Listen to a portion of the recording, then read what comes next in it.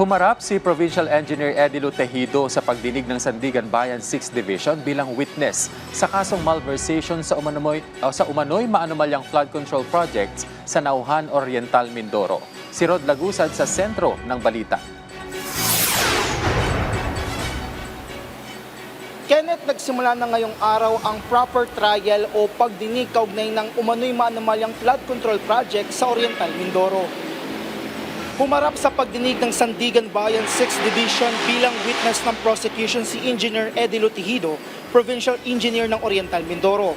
Kaugnay ng kasong malversation ng umano'y substandard na 289.5 million pesos na flood control project sa Nauhan Oriental, Mindoro.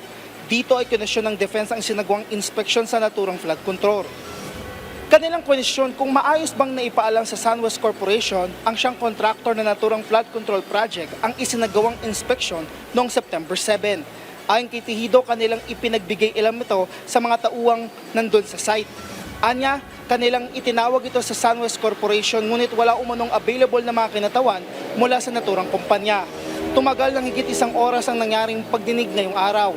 Bago nito, una nang natapos ang bail hearing para sa hiling na makapagpiyansa ang 9 na akusadong opisyal ng DPWH.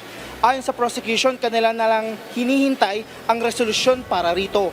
Nananatili namang at large si dating Ako Bicol Representative Saldico at iba pang akusado mula sa SunWest Corporation na humawak ng kontrata ng naturang flood control project.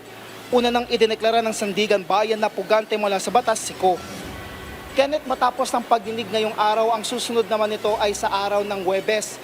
Una nang idineklara ng Sandigan Bayan na ang pagdinig para sa kasong ito ay tuwing Martes at Huwebes. Kenneth? Maraming salamat, Rod Lagusad.